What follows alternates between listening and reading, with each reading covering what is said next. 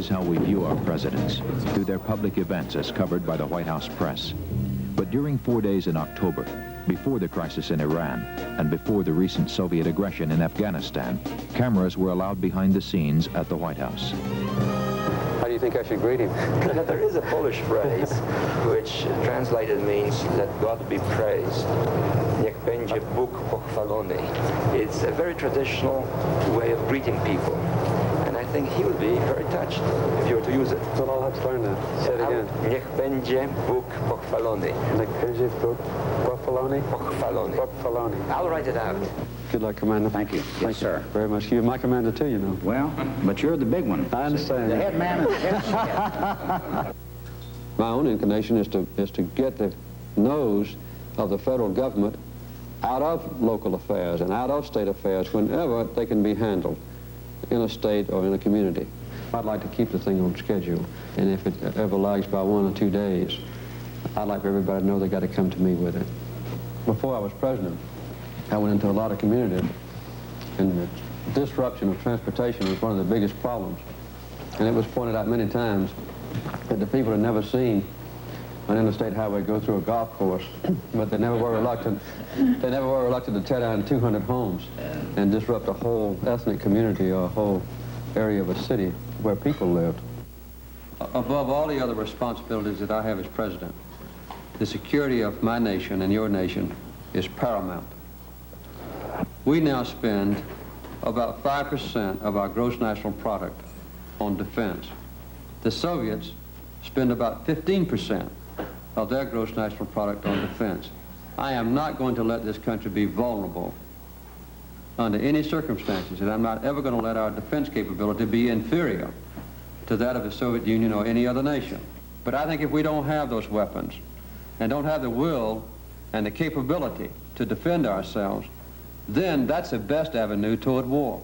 If the Soviets or anyone else ever think that we're weak or vulnerable or we lack determination or we lack the will to defend ourselves and our allies, that's when we're in danger of losing American young men and women in combat. We have beaten a major exemption for what they call small independent producers. We have kept all of the votes, with the exception of one, extremely close. We've got a good bill out of the House. We'll get the best bill we can out of the Finance Committee, fight it out to the last vote on the floor, take our case to the public. And in the final analysis, I believe that we will have a good windfall profits tax, because that's the basis of all we're trying to do in energy, and we've got to solve the energy problems. Last month, the wholesale price of the old wholesale price index went up at an annual rate of something like 16–18%. And energy prices rose at an annual rate of 120%. They contributed, I don't know the number, but the very largest part of that price increase, here and throughout the world. And one of the reasons that it hits us more on a percentage basis is because our energy prices have been much lower, like gasoline, to start with, than in the European nations or Japan or other places. Is that right? When you add 10 cents a gallon, for example, to American gasoline prices, go from 90 cents to $1, that's a percentage increase of 11%. When you add 10 cents to a British price of $2.50, that's less than half the percentage increase. So part of what we're facing is the simple fact that we have had for so many years low energy prices. There are 1.3 million more people at work today than the day you were sworn in that state alone. Just in California? Just in California. When I was there in '76, I went to one of the places where they hire out for union halls. I think something 50–60% unemployed all through, and these are the skilled building tradesmen. They're all at work now. We've got another classical budget argument here, where requests come in late after the budget's been prepared. What makes you think, Warren, that since the Congress has cut below what we advocated to begin with, that they're eager to restore that and more? I testified on the reprogramming of $8 million for Nicaragua, and I was struck by the fact that the committee was saying, what are you going to do beyond this? You ought to come up right away and give us something this fall so we can consider it this fall. Would you put it all in Nicaragua? Mr. President, that's a very hard choice. Well, you know, you're not the only one that has to face hard choices, I know. No, I think those small islands there which are all broke and economically not viable, be able to spend $5 million there would be the best investment. So I believe that's the way I would split it if I had only $75 million to work with. Stan? I think it's very important to support these smaller countries as well as Nicaragua, Mr. President, from the trends we see. If it had to come out of intelligence budget? You always get to a fellow, Mr. President. I'll make a decision on it today. Harry Truman said the buck stops here. The most difficult decisions that arise in our country can't be solved in a family's home or in a county courthouse or a city hall or even the state legislature or governor's office. The most difficult ones come to the president. And knowledge, interrelationships, and experience are key to making the right decisions that affect so many people. I don't think there's any way that you can separate the responsibilities of a husband and a father and a basic human being from that of being a good president. I had to get up in the dark the other morning to learn pages 1 through 21. What I do in the White House is to maintain a good family life, which I consider to be crucial to being a good president. 52 to the base out. To the base of? To the base what? 3. No, it's... Oh, to 10. Okay. No. No. No, that's not right. This is to the base 3. Uh-huh. Got 1, 3, 9, 27.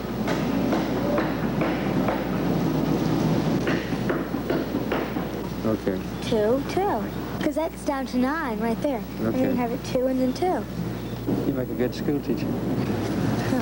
One of the good things about the White House and my family is that every member, including Amy, they all understand that I have very serious and very difficult responsibilities on my shoulders.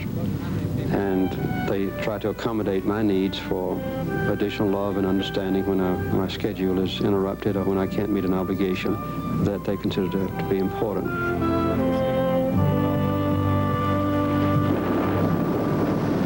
We'd have to depend on the Pope to get the sun to shine. I know you're a thoughtful person, but, you know, time's time, too. Well, nothing's more important to me than being with you. Oh, now. My wife and I were talking today at lunch about your being up here. Yeah, and I was visiting with her this morning. And I told her that sitting around your living room with a group of farmers from Iowa, I learned more than I would meeting with 2 days' worth of so-called agricultural experts. Have you made any money on cows this year? Well, yes, I have no complaints.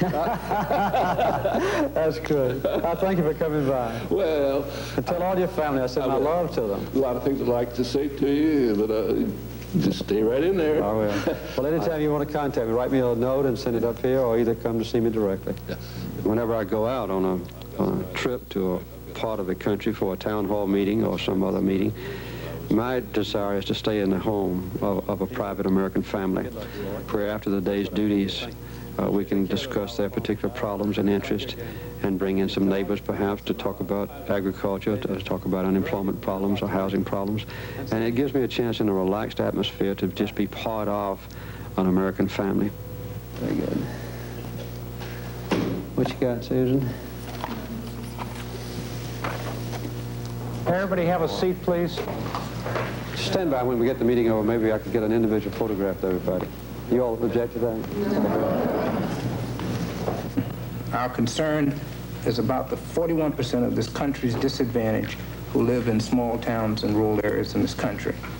We have had a number of urban solutions to rural problems, and I think a rural policy needs to reflect some rural solutions to rural problems.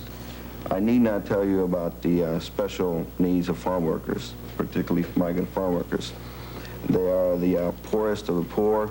They have a life expectancy of 47 years of age. They're, by and large, members of minority groups, Hispanic and blacks, and we need particular systems to deal with them. The infant mortality rate, particularly among minority babies in rural areas, is more than double the national average. And yet the number of WIC programs available in rural areas are minimal.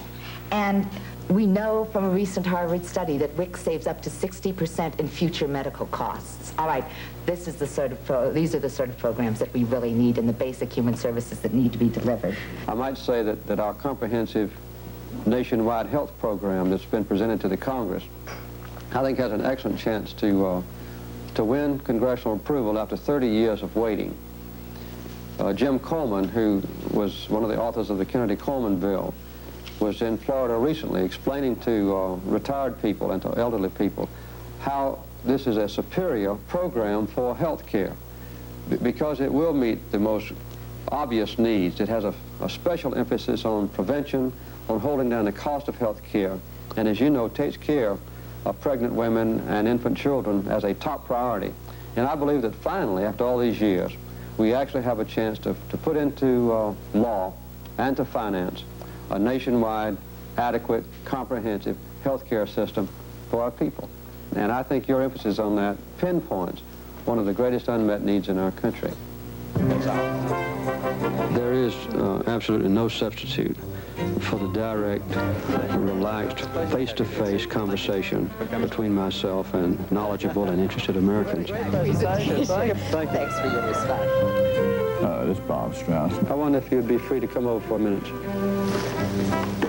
Let's get over there. He's available now. When I talked to Sadat, he's really excited. You know, they're putting in a tunnel under the Suez Canal, and part of the tunnel design is to accommodate major water pipes to take water into the Sinai. And in his last meeting with Begin, he said he'd like to send some of that water on down into Israel, which would be a tremendous help to them practically, and also one of the finest symbolic gestures of permanent friendship I could think of.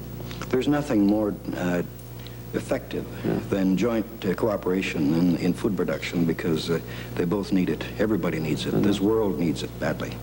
Well, I hope that someday in the future, a lot of that Nile water that now goes into the ocean will be going down across the Sinai and the Negev desert and making them bloom together. Yes, sir. It can be done. What am I taking to New York tonight? Shuttle? 4 o'clock shuttle? A casual observer, even a student of the American political scene, may not understand this. But the ties of a very complicated government structure are so intimately related that you can't separate one from another. When is Strauss coming? I love those grain sales. Yeah, that's great. Yeah. Should I go in now? All right. Mr. President, I just come from the Senate where we, as you requested, brief the Senate Foreign Relations Committee on what's been going on.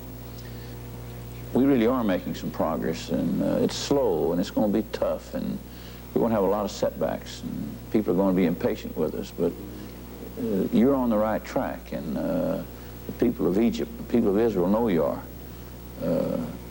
Begin and Sadat know you're on the right track, and if we just can get the American people to keep staying with you, we'll find peace. To get peace in the Mideast is more important than my being reelected, and we've made everybody angry in the process at one time or another, but we've made steady progress. Now we've got a prospect for peace. I think for us to depart in any way from the written documents, the 2 written documents, the Camp David Accords on the one hand, which has almost become a Bible for the Egyptians and the Israelis, and the other hand, the peace treaty between Israel and Egypt, for us to depart from those 2 basic documents is a serious mistake. The President wanted me to make very clear, and he wants to make sure that state does too, that no private citizen, travels for, speaks for, negotiates for this government. The state has said that a number of people have been in the area, but none of them represent the U.S. government. It's important, once I make a decision, for my decision to be accurately disseminated among the American people. Jody Powell, for instance, who speaks for me, must speak accurately.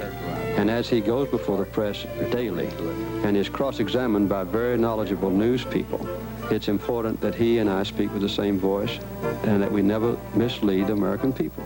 Do you feel like an ambassador yet? One of the advantages of our system of government is the intimate relationship that exists between presidents and our representatives throughout the world, our ambassadors. I'm very honored to serve you, sir, and I'm pleased that there isn't any resistance over there as well. I'm going to walk out on the porch. Great. And Great. talk a few minutes. The normal relationship between an ambassador and a president is through the Secretary of State. But in a time of crisis or urgency, it's important for me to know that ambassador and for the ambassador to know me. We have to let them know that we want peace, we want to get along with them, we want to control nuclear weapons, we want to move toward other arms control agreements, but that we're not going to be pushed around. We have strength that gives us a calm assurance and a calm confidence in our own nation and its future, that we're willing to meet them on a peaceful, competitive basis anywhere in the world. That we would On January 2nd, 1980, as a direct response to the Soviet aggression in Afghanistan, President Carter would recall Ambassador Watson from Moscow for consultations. This would be one of a series of presidential decisions that would grow out of the Soviet invasion. Now it'll be up to me to get the votes and up to you to represent us in Moscow. Our agenda today is designed to give all of you a comprehensive briefing on SALT and to answer the questions that I'm sure you may have on the subject. Crabapple trees are still blooming in October. As President Carter has said many times, he has no responsibility more important than preserving the security of the United States. I doubt if any other decision that I make while I'm president would be as important as the SALT decision to accept or reject our nation's continued effort to control nuclear weapons that can destroy the world. President of the United States. The debate on SALT will be very beneficial for our country. The feeling among Americans that we are doing the best we can to maintain peace for ourselves and for others around the world is absolutely crucial. Yes, sir. Get you Nick. When the treaty goes to the Senate. On January 3rd, 1980, as a result of the Soviet invasion of Afghanistan, the President would ask the Senate to postpone consideration of the SALT II treaty. SALT II will remain a priority of the Carter administration, but it is now indefinitely delayed. The primary responsibility I have is to perform my duties in such a way that crises are prevented or anticipated. But once a crisis arises, it cannot be prevented or predicted. I have to act instantly. That's where it's so important for a president to be experienced and to benefit from months, even years of detailed study of issues and the working of people so that when a crisis does arise, I can make a decision that's based on experience, quick consultation, and knowledge of an issue. And my second question, in a less serious nature, is that I have an invitation for my son for his bar mitzvah, and we'd like you to come to Maine and be.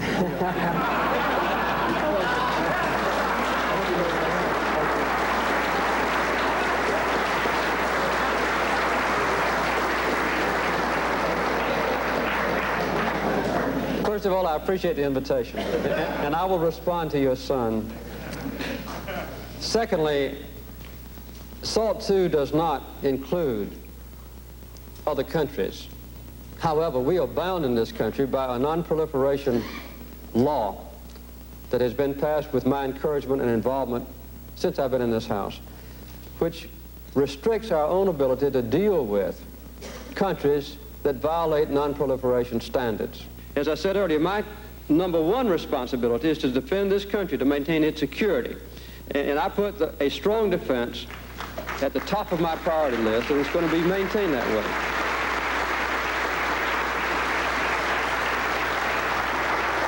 Thank you. Yes, thank you. It's a pleasure to see you. Thank you very much. Well done, sir. Well, thank you very much. Y'all are nice to come. I hope you'll go home and help me now. It's good to help our country. It's a delight for a president to have these personal interrelationships with American citizens who invite me to come to their home or who tell me about something that a child has said concerning the presidency. Got me an invitation to a bar mitzvah. These humorous and sometimes serious personal relationships really help to sustain a president in times of responsibility and a sober administration of a difficult job. Harold's coming over. We will start with about 60 people. It'll take that long. It'll take probably a month or two to work up to that number. from all the services, and they'll start working on planning right away. We probably will not assign forces to them until the time comes for a training exercise or a reconnaissance exercise of various kinds. But they'll be in Key West, and they'll be representing all the services. All the services, and they'll monitor the Caribbean, Central American region. That's right. And then they'll be making plans so that if we do have a disturbance down there or some Soviet-Cuban threat, that they can act much more rapidly than... That's right. We think that's a good way to proceed. Have the same group work up plans, exercise the forces, and then in the case of a contingency, assign the forces to them for operational command under the Commander-in-Chief Atlantic.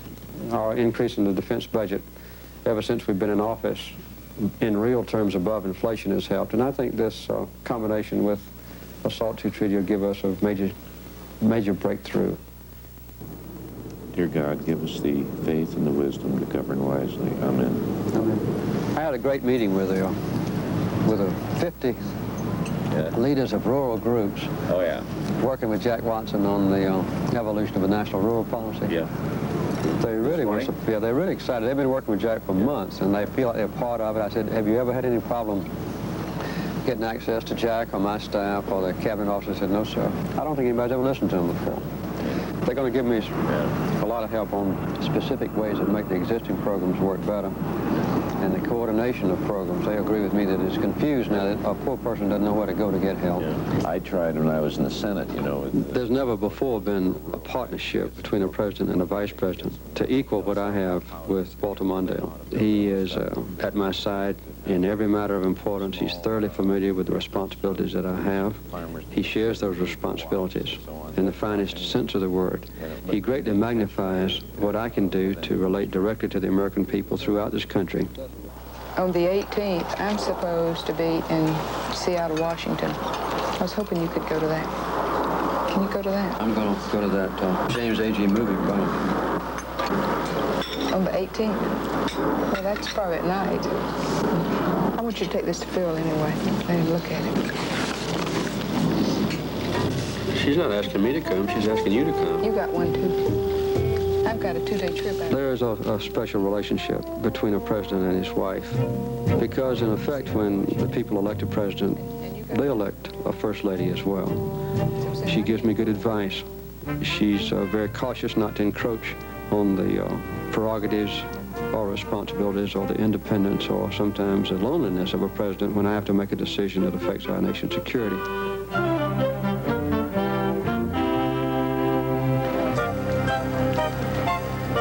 One of the ways for a president to build a strong administration is obviously to choose strong and able people. Cy Vance, Secretary of State, is that kind of person.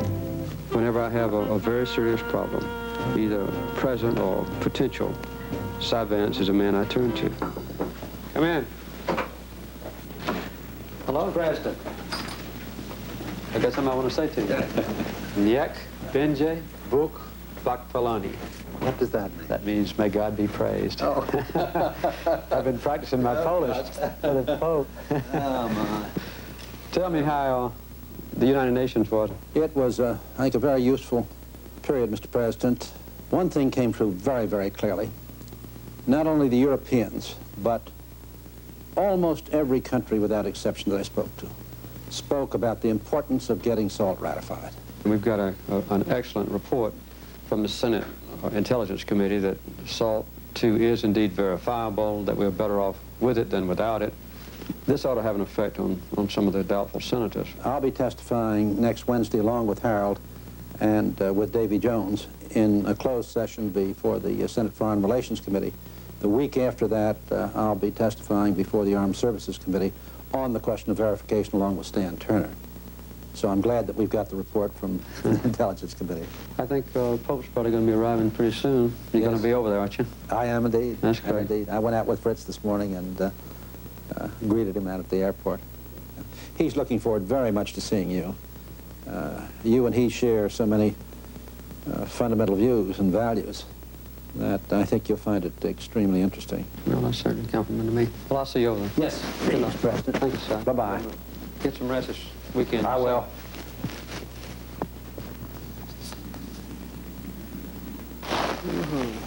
Nech Benje Bok Bakfaloni. Nek Benje Buk Pokbaloni.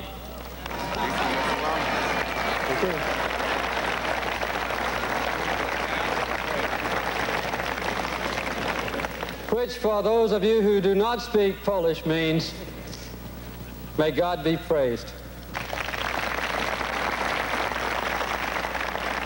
Mr. President, I wish to express my most sincere thanks for your kind words of welcome to the White House.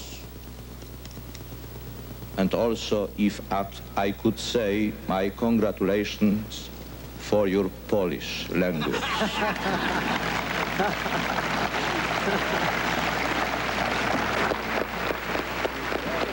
I'm glad that the memorial to Thomas Jefferson stands in sight of the home of the president. His words guide all of us. He said, "The people are the only sure reliance for the preservation of our liberty." This song is America the Beautiful. Thank you for being so patient. I think it is the first occasion.